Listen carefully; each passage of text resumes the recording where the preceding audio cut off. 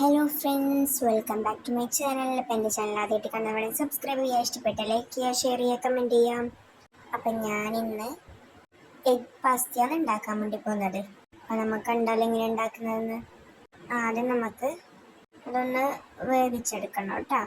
അപ്പം നമ്മുടെ പാസ്ത ചൂടുവെള്ളത്തിലോട്ടിട്ട് അത് വേവിച്ചെടുത്ത് അതേസമയം തന്നെ അതിന് വേണ്ട മസാലയായിട്ട് ഞാൻ ഉള്ളി ഒന്ന് വഴറ്റിയെടുക്കുന്നുണ്ട്. ചെറുങ്ങനെ കട്ട് ചെയ്തിട്ട് കേട്ടോ, വലിങ്ങനെ കട്ട് ചെയ്യാൻ പാടില്ല.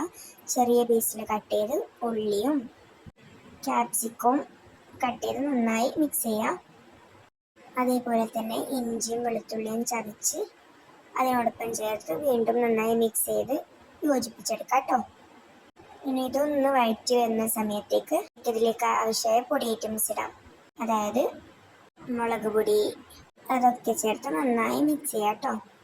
അപ്പം നമ്മളിവിടെ എഗ്ഗ് പാസ്തയാണ് ചെയ്യുന്നത്. അപ്പം അതിനായി ഞാനിവിടെ 4 മുട്ടയാണ് ഇട്ടെടുത്തത്. അതും കൂടെ നമുക്ക് ഒഴിച്ച ഉടനെ നമ്മത് മിക്സ് ചെയ്യണം കേട്ടോ, ഇല്ലെങ്കിൽ കട്ട പോലെ നിൽക്കും.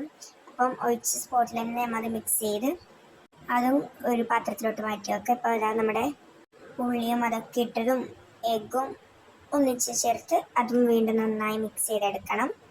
പിന്നെ അതിലോട്ട് നമുക്ക് വേവിക്കാൻ വെച്ച പാസ്ത ഇട്ട് കൊടുക്കാം കേട്ടോ.